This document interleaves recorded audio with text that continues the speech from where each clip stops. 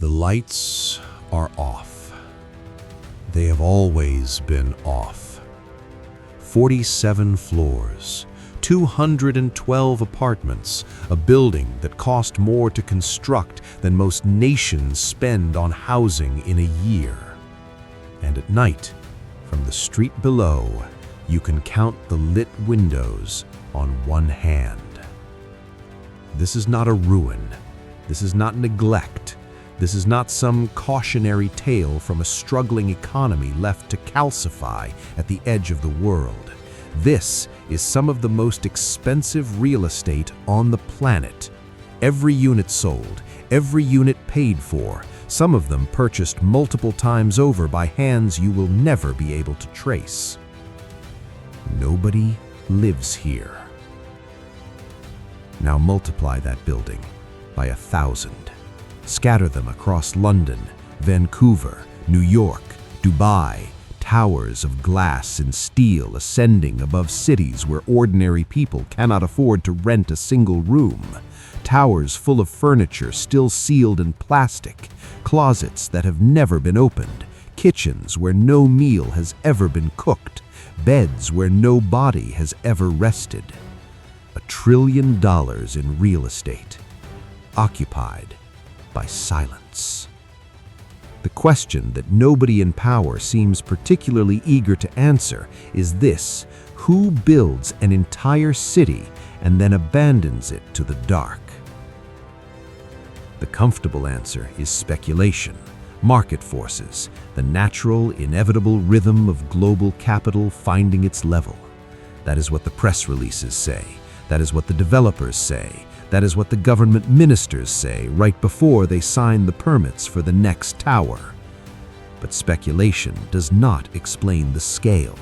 Coincidence does not explain the pattern, and market forces, rational, impersonal, amoral as they are, do not explain why the same phenomenon appears simultaneously in every major financial hub on Earth, engineered in almost exactly the same way by almost exactly the same category of invisible owner. The housing crisis you have been told about, the one patiently blamed on population growth, on planning laws, on a shortage of bricks and laborers, that story is not wrong. It is simply incomplete. Because somewhere between the foundation and the 50th floor, the definition of a home was quietly changed. Not by accident, not through the slow drift of neglect, but by deliberate architectural intention, by systems designed with extraordinary precision to convert one of humanity's most fundamental necessities into something else entirely. Something far older, far darker, and far more lucrative than anyone standing in the shadow of these towers has ever been permitted to understand. That story begins with an illusion, a convincing one, the kind that requires enormous amounts of money to maintain and even more money to protect. On the surface, it looks like capitalism doing exactly what capitalism does best. Wealth accumulates, wealth seeks safety, wealth buys property. Simple, rational, inevitable. For decades, real estate was sold to the world as the most honest investment a person could make. Not volatile like equities, not abstract like derivatives, not fragile like currency. Property was tangible, permanent. You could stand in front of it. You could put your name on it. In a world built increasingly on financial instruments that existed only as numbers flickering on a screen, real estate felt real. Cities understood that appeal, and they leveraged it with extraordinary sophistication. London positioned itself as the world's financial drawing room, stable, prestigious, legally impenetrable. New York offered the mythology of perpetual ascent, a skyline that functioned as a monument to ambition itself. Dubai constructed an entire civilization in the desert and issued a standing invitation to global wealth to come and plant its flag. Vancouver sold serenity, safety, proximity to the Pacific, and a legal infrastructure whose hospitality to foreign capital was quietly written into legislation by people who understood precisely what they were inviting in. Each city competing, each city opening its doors a fraction wider than the last. Investor visas, tax incentives, ownership structures engineered in the fine print of planning legislation far below the threshold of public attention. Developers moved fast. Ultra-luxury towers rose with extraordinary speed and extraordinary marketing budgets. The brochures were immaculate. Private previews held in Hong Kong, in Singapore, in Riyadh, in Moscow. Champagne and scale architectural models, and the carefully calibrated suggestion that this particular building in this particular city represented a once-in-a-generation opportunity. Limited units, unlimited demand. The oldest psychological mechanism in commerce, dressed in Italian marble and floor-to-ceiling glass. Governments celebrated. Construction employment rose. Tax revenues increased. International confidence, they called it, a validation that the city had earned its seat among the global elite. Local residents were reassured. Foreign investment strengthens the ecosystem. Rising property values lift all boats. The wealth flows in, and eventually, inevitably, it trickles down. The narrative was coherent. The narrative was elegant. The narrative was repeated with such consistency by so many authoritative voices across so many respectable institutions that questioning it began to feel almost naive, the instinct of someone who simply didn't understand how sophisticated economies operated. But elegance in financial systems is frequently a warning sign, because the most sophisticated deceptions never arrive dressed as lies. They arrive dressed as logic. Polished, peer-reviewed, institutionally endorsed by the very structures that profit from their continuation. And what was actually being constructed inside those towers, the true financial architecture concealed behind the lobbies and the concierge desks and the rooftop infinity pools, that was something the brochures were very carefully designed never to mention. Something that was never, not once, built for residents at all. But here is what it was built for, and why the answer should unsettle every person who has ever struggled to find a place to live in one of these cities. Strip away the marble, strip away the concierge, strip away the carefully curated mythology of aspirational luxury. What remains is a vault. Not metaphorically, functionally, a physical container for capital, embedded into the skyline of a sovereign city, protected by the most sophisticated legal architecture that generational wealth can purchase. This is what luxury real estate in the 21st century quietly became. Not housing, not community, a deposit mechanism for global money that needed somewhere safe, somewhere respectable, and somewhere that asked remarkably few questions. The mechanics are precise. A wealthy individual operating within a politically unstable economy, or simply operating within an economy where visibility carries a particular category of danger, needs to move capital. Not modest capital, generational capital. The kind of wealth that cannot sit quietly in a domestic bank account without attracting the attention of governments, rivals, or the specific class of threat that follows power in certain geographies. They need that wealth extracted, transferred, and stored somewhere the original jurisdiction cannot easily reach. Property solves this problem with extraordinary elegance. 3 qualities make it uniquely suited to the purpose: stability, anonymity, legitimacy. A luxury apartment in London does not collapse overnight the way a currency can. It does not freeze the way a foreign bank account can. And it does not trigger the same instinctive scrutiny that a wire transfer of $40 million reliably generates when it crosses international borders at 2 in the morning. The asset is physical. The asset is prestigious. The asset sits in one of the world's most respected legal jurisdictions, wrapped in the institutional credibility of centuries. The ownership structure does the rest. A shell company registered in the British Virgin Islands purchases the property. That company is owned by a trust registered in the Cayman Islands. That trust is managed by a law firm whose client confidentiality obligations are, by professional design, nearly absolute. The actual owner exists somewhere behind 3 or 4 layers of legal insulation, invisible to the public record, invisible to journalists, frequently even to local tax authorities who technically exist to know precisely this kind of information. The apartment sits empty, immaculate, untouched, furniture sealed in plastic, utilities dormant. Security personnel report entire floors where nothing moves for years at a time, where the only evidence of human decision-making is the precision of its absence. But the asset appreciates quietly, reliably. The vault increases in value while its contents remain perfectly hidden.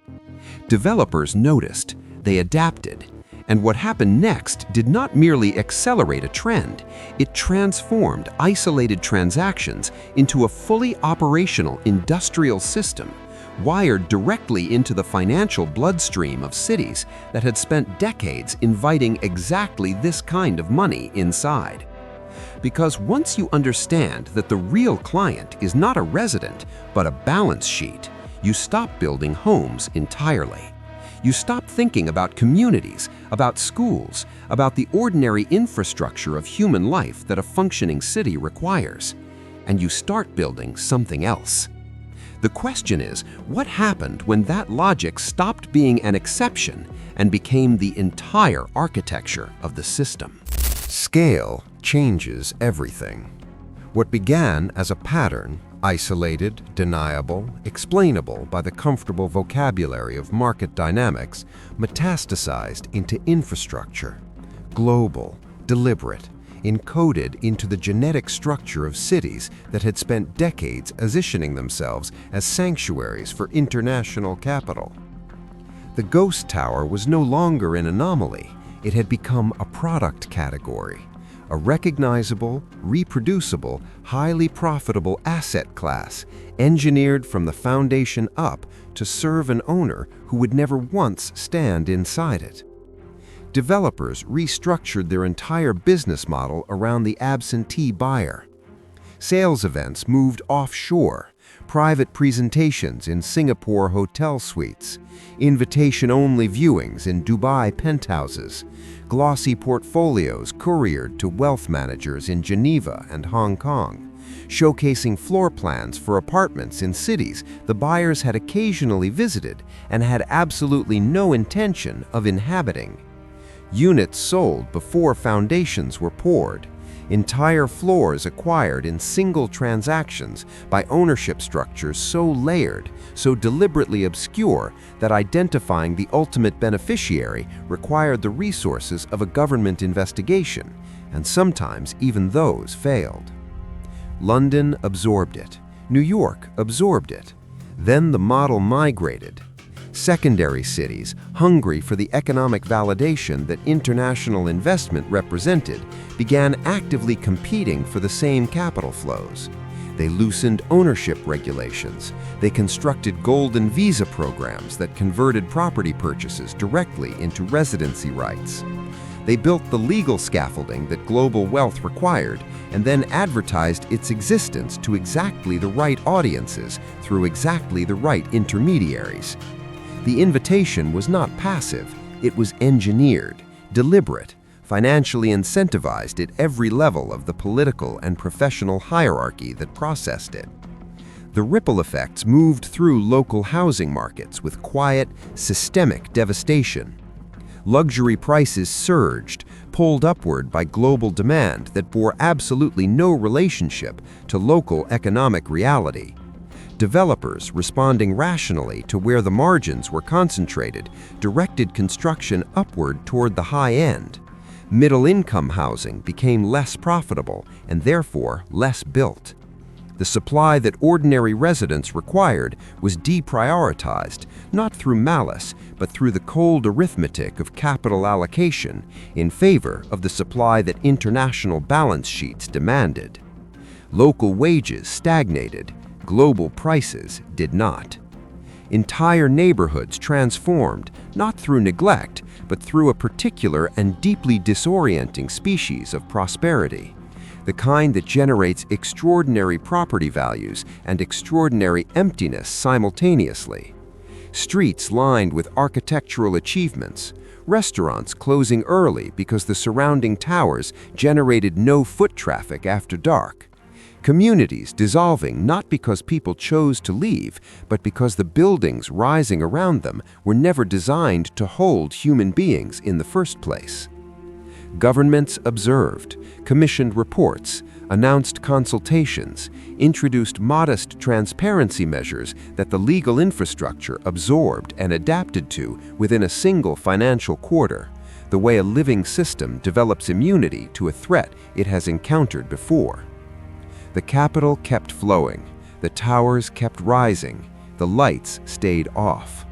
And somewhere deep inside the accounting of all this engineered emptiness, a question had been building, quietly, uncomfortably, for a very long time. Who precisely was this system built to serve? And who decided, without ever asking the cities themselves, that this was the acceptable cost of belonging to the global economy? The towers were never broken. That is the part that should disturb you most. Every empty floor, every sealed apartment, every building ascending 40 stories above a city where working families cannot afford to rent a single room, none of it represents failure. None of it represents negligence or miscalculation or the unfortunate byproduct of a system still searching for its equilibrium. It represents the system performing exactly, with precision, with consistency, at extraordinary scale, as it was engineered to perform. Housing did not accidentally become a financial instrument. It was converted, methodically, over decades, through legislation that systematically favored capital over occupancy, through ownership structures designed to prioritize opacity over accountability, through an entire institutional ecosystem, lawyers, brokers, developers, offshore registrars, accommodating governments, each extracting enormous fees from every transaction and therefore holding a profound, structural, self-perpetuating financial interest in ensuring the transactions never stopped. The incentive was not to solve the problem. The incentive was to deepen it and call the deepening investment. The housing crisis and the empty tower are not separate phenomena. They are the same phenomenon, observed from two different economic altitudes. From above, the system looks like wealth preservation, rational, sophisticated, the responsible management of capital across volatile geographies, executed by professionals who understand the world as it actually operates, not as civic mythology insists it should. From below, from the street, from the rental queue, from the family calculating whether this city still has a place for them, it looks like suffocation. Ordinary residents in London, in Vancouver, in New York, watching their cities become progressively uninhabitable for anyone whose wealth was not already generational. Watching buildings rise that were architecturally, financially, legally never intended for them. Competing for a shrinking allocation of housing still nominally anchored to local economic reality, while the majority of new construction orbited a financial stratosphere beyond any gravitational connection to the place it physically occupied. Two experiences, one architecture. The lights in those towers remain dark not because something failed, but because darkness is the correct operational state for a vault. You do not illuminate a safety deposit box. You do not furnish it with the noise and warmth and ordinary chaos of human habitation. You seal it. You protect it. You allow it to appreciate in silence while the city beneath it struggles to house the people who actually animate it. The teachers and the nurses and the workers whose daily presence constitutes the entire reason the city is worth anything at all. A city, at its most fundamental, is a place where human beings conduct the irreplaceable project of living together, where commerce and culture and community accumulate across generations into something that cannot be reconstructed once it is gone. What these towers represent is the quiet, methodical annexation of that project, the conversion of urban space from habitat into holding account, from a place human beings inhabit into a financial instrument human beings simply live in the shadow of. The wealth is stored in plain sight, vertical, gleaming, invisible in every way that matters. And the most unsettling realization, the detail that will stay with you long after the skyline recedes from view, is not what has already been built. It is how much is still under construction, right now, tonight, in the city you are watching from below. And nobody who profits from its completion has any reason whatsoever to turn the lights on.